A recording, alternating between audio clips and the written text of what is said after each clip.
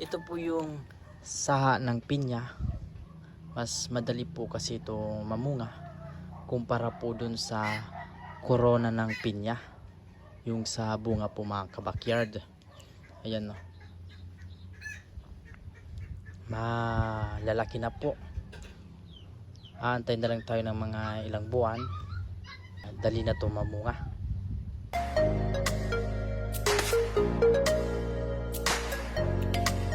Mapagpalang araw po mga kabackyard, welcome sa isa na namang episode ng backyard farming.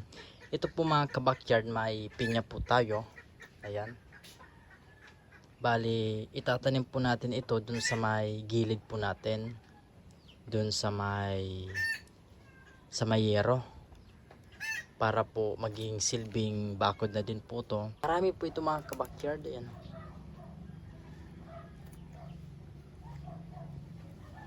ito po yung saha ng pinya.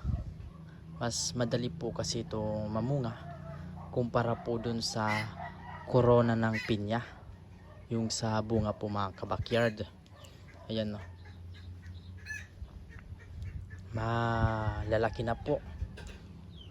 Aantayin na lang tayo ng mga ilang buwan, dali na ito mamunga.